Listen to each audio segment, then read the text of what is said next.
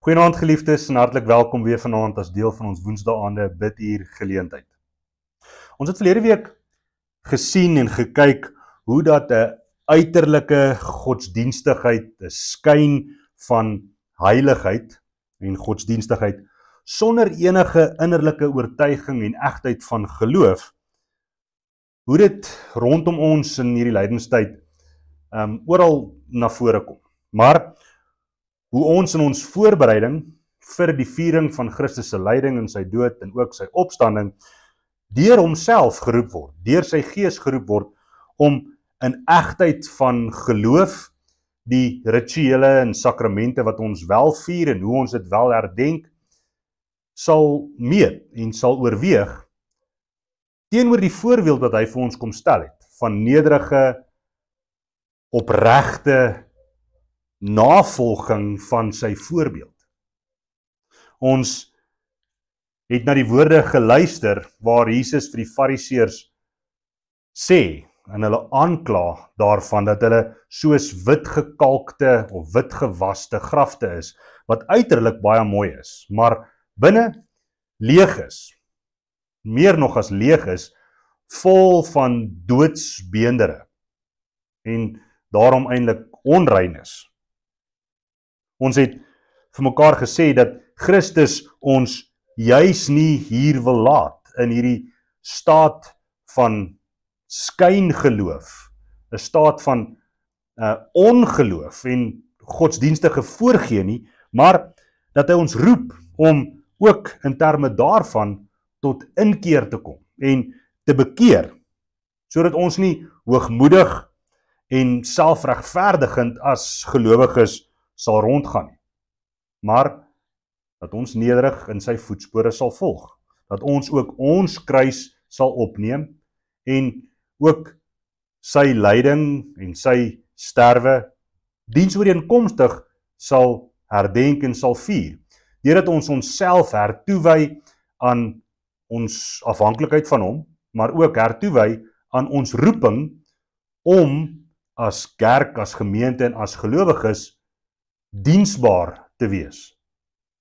Mekaar lief te hê, soos wat hy ons eerste lief gehad het, en bovenal vir God lief te hê met dieselfde liefde as wat hy aan ons betoon het, deurdat hy bereid was om self sy eie seun vir ons te stuur. Ons het gesê dat aanbidding van hom en regte aanbidding van hom is 'n oproep tot hierdie nederigheid. 'n Oproep tot ware anders wees, ware heiligheid as wat in die wêreld rondom ons vertoon word. En dis waarheen ons ook op pad is in lydenstyd, om veral in lydenstyd ons eie leefwyse, ons eie reaksie op wat hy vir ons gedoen het, te meet, te sien en te dink daaraan dat hy ons sonde vir ons kom dra het en dat hy ons roep tot gehoorsame heiligheid. Hy het dit alles vir ons gedoen, maar omdat ons dankbaar is vir wat hy vir ons gedoen het, wil ons sy voorbeeld van heiligheid en gehoorsaamheid ook navolg. As ons vanaand 'n bietjie gaan stil word, dan gaan ons hierdie vraag probeer antwoord. Hoe moet ons lewe vanuit of uit Christus se lyding, uit sy dood en vanuit sy opstanding as nuutgebore, nuwe lewende gelowiges wat agter hom aanstap? Daarvoor ons tema vanaand, hoe moet ons lewe? Ons gaan blaai na Paulus se skrywe, sy brief aan die gemeente in Rome, en ek gaan vir ons 'n paar versies daar vanuit Romeine 6 voorlees, dit gaan op die skerm verskyn, en ons gaan fokus op die 4de vers, baie spesifiek. Kom ons kyk na wat die apostel vir ons daar skryf. Wat sal ons dan sê? Wat sal ons dan sê in die lig van die genade wat God aan ons betoon het? Wat sal ons dan sê in die lig van wat Christus vir ons gedoen het? Wat sal ons dan sê oor die feit dat hy vir ons kom intree het? Sal ons in sonde bly voortleef, vra die apostel, sodat die genade kan toeneem? Hoegenaamd nie. Ons wat die sonde afgesterf het, hoe kan ons nog langer daarin bly leef? Met ander woorde, hoe kan ons aanhou met ons ou lewe asof wat Christus vir ons gedoen het nie gebeur het nie? Asof dit nie waar was in 'n globale sin nie, asof dit nie waar was spesifiek vir my nie. Of weet julle dan nie dat ons wat in Christus Jesus gedoop is, in sy dood gedoop is nie?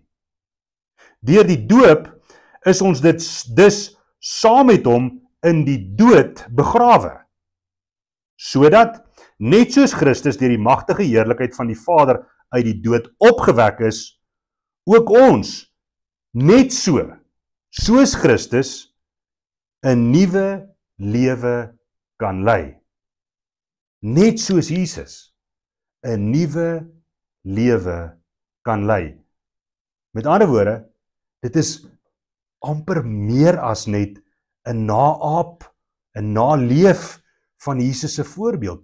Dit is om met volle oortuiging te streef na soos hy leef, in volkome gehoorsaamheid aan die wil van die Vader. In Romeine 6 vers 4 herinner Paulus ons dat ons as gelowiges deur geloof wat van die Gees afkom, een met Christus geword het. Ons is verenig met hom. Daai beeld wat Jesus self gebruik, hy is die wingerdstok en ons is die lote. Ons kan nie sonder hom nie. Ons lewensbron wat hy vir ons gee, die water wat die stok uit die grond uit optrek, waaruit ons leef, daardie voedingsbron, dit word net vir ons gegee solank as wat ons aan hom vas is. As ons nie verenig met hom lewe nie, dan is daar vir ons nie lewe nie. In die diepste sin is dit die nuwe realiteit waarin en waaruit gelowiges moet leef. Ons is verenig met Christus. Dit beteken, sonder hom kan ons nie. Maar dit beteken ook, dat die ou mens, wat ons voorheen was, dat dit ook nie meer bestaan nie, dat hy dood is, dat sy dood is, en dat ons nou anders moet lewe.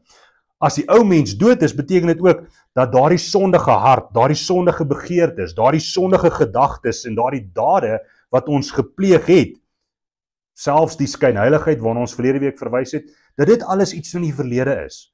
Dat dit nie meer is wie ek is nie. Daardie ou mens is begrawe, dood aan die kruis saam met Christus en nou weg. Maar Christus het nie in die graf gebly nie. En ons ook nie.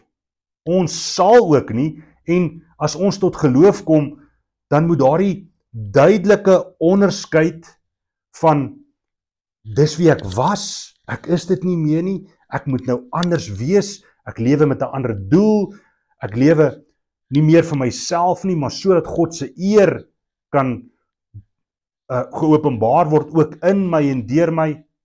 Dit moet vir ons voorop begin staan.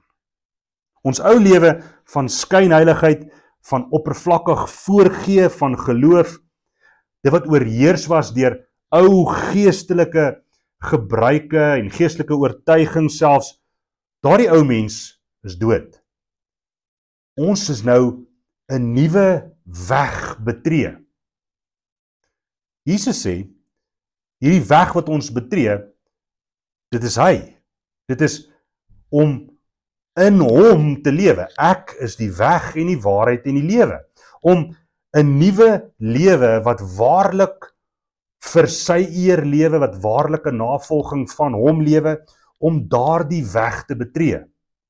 En om dan 100% voluit vir hom en vir sy eer te lewe. In lydenstyd word ons in besonder opgeroep om ons eie lewe en waarmee ons besig is te meet teenoor wat Christus vir ons gedoen het. En in reaksie op wat hy vir ons gedoen het, ons eie lewe te verander. En wanneer ons sê ons moet dit doen, dan weet ons dat dis iets wat gebeur in afhanklikheid van God. Dis iets wat gebeur wanneer ons begin om ons sondes te herken.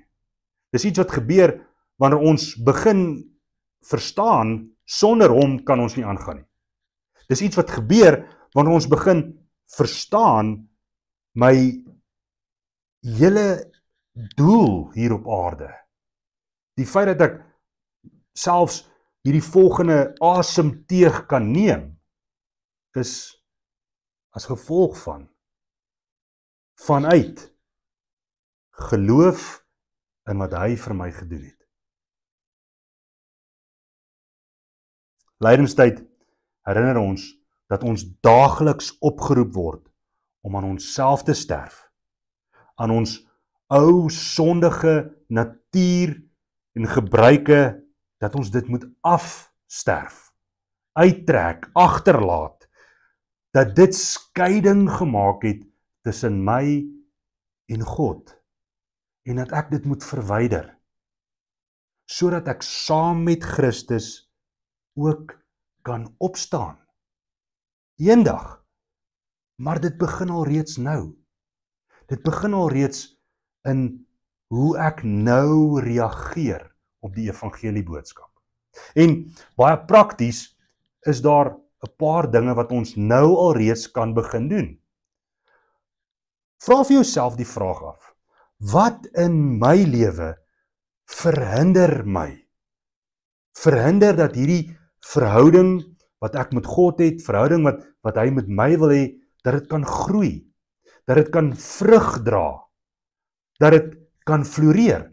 Wat is daar in my lewe wat skeiding maak op hierdie stadium tussen my en God, tussen my en my naaste? Is dit hoogmoed? Is dit trots? Is dit doeteenvoudig liefdeloosheid? Wat moet ek afsterf? Wat moet doodgaan in my lewe? Wat moet ek agterlaat, sodat ek vorentoe kan gaan in waarheid en kan lewe? En wanneer ons sê, sodat ek kan vorentoe gaan in waarheid en kan lewe, dan moet ons onsself die vraag vra, wat moet ek in die plek van hierdie sondige praktyke, hierdie sondige gebruike, wat moet ek in die plek daarvan stel? Sodat wat gelei het tot die dood, vervang kan word met iets wat sal lei tot die lewe. Of in reaksie op die lewe wat Christus vir my gegee het. Met ander woorde, kan ek die tyd wat ek aan sondige gebruike bestee het, kan ek dit nie vervang met gebed, of skriflesing, of 'n getuienis na die wêreld toe, of diensbaarheid nie. Die vraag is nie, kan ek nie, maar gaan ek? Want jy sien, die krag van die evangelie is tot redding van elkeen wat glo. Tot redding van ons. En daai redding beteken dat die ou mens dood is en die nuwe mens moet lewe. Moet lewe. Nie meer vir myself nie, maar vir hom. Nie meer omdat ek self probeer opklim, opklouter, soet wees, mooi wees en daarvoor beloon word nie, maar omdat hy dit klaar vir my gegee het. Geliefdes, as ons verstaan wat hy vir ons gedoen het, dan kan ons vanuit sy lyding, vanuit sy dood, kan ons die krag kry, ook in ons lyding, ook in ons swaar kry, ook in ons struwelinge en daar waar ons struikel vandag, omdat sy Gees ons daardeur dra. Mag ons vanaand weer besef dat hierdie evangelie woord waar is en dat ek nie moet lewe. Ek kan nie anders nie. As ek 'n gelowige is, moet dit duidelik word. Amen. Ons wil spesifiek daarvoor bid vanaand en ons wil vir 'n paar ander sake ook baie spesifiek bid. So, dis dalk nie so baie punte soos wat ons verlede week oor gebid het nie, maar die sake is ernstige sake, waaroor ek vra, u saam met my, as individue en ook as gesinne dalk waar julle nou by mekaar is, sal bid.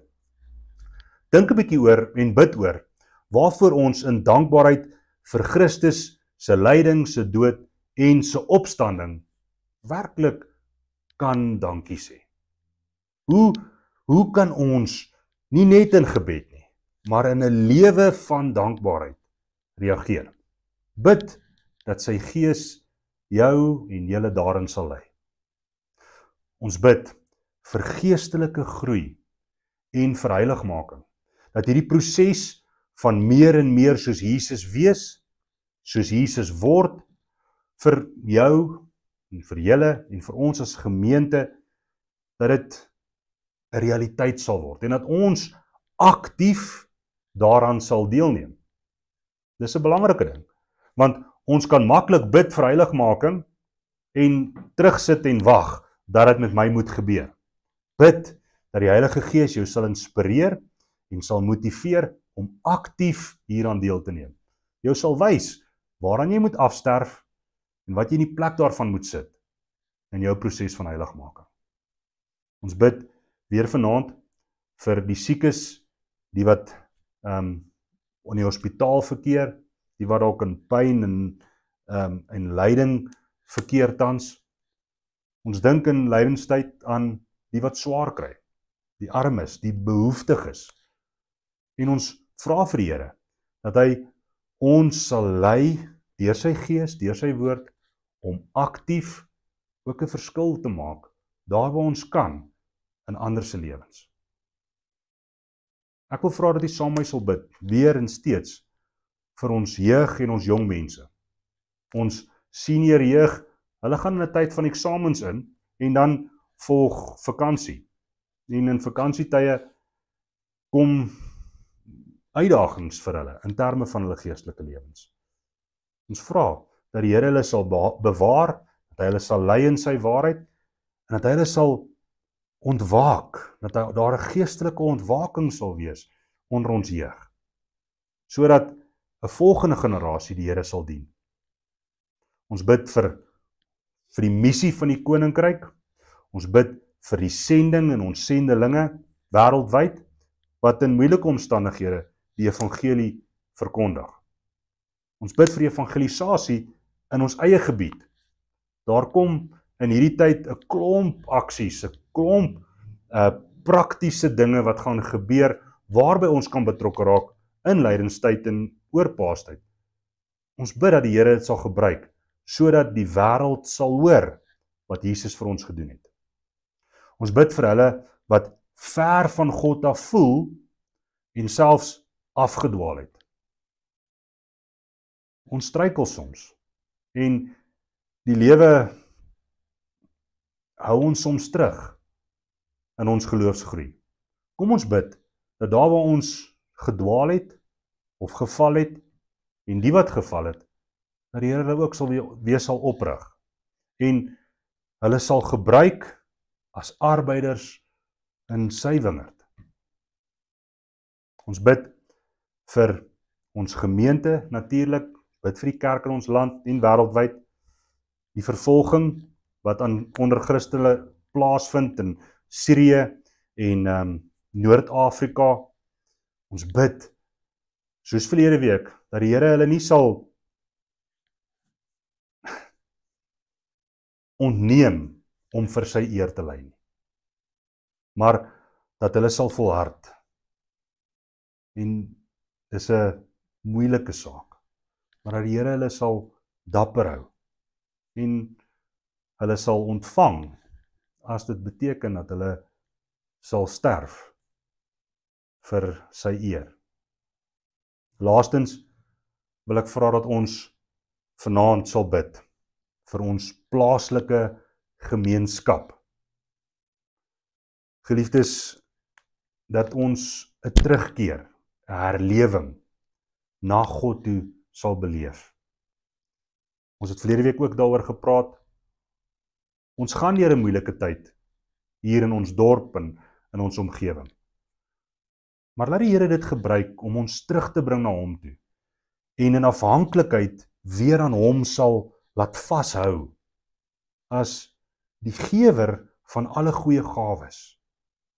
Dat ons werklik sal vertrou dat hy vir ons genoeg is en hy vir ons ook ons daaglikse brood sal gee, sodat ons kan aanhou om sy roeping hier uit te leef.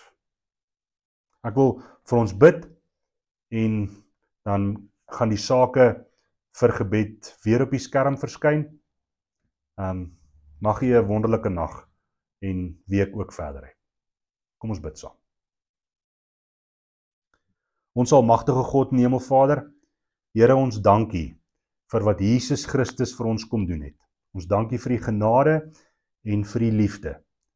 Ons dankie, Here Jesus, dat U hierdie lydingspad in my plek gestap het en dat ons hierdie lydingstyd kan ingaan en kan onthou, kan herinner word dat wat U vir ons gedoen het is werklik, dat dit regtig gebeur het en dat dit regtig vir my was, dat U gehoorsaamheid en U lyding en U sterwe, dat dit alles 'n historiese realiteit is en dat ek daaraan kan vashou, maar meer as dit nog daaruit kan leef, omdat dit vergifnis van my sondes beteken het en dat die opstanding en oorwinning oor die dood ook vir my nuwe lewe beteken. Vir ons as U gemeente, as gelowiges.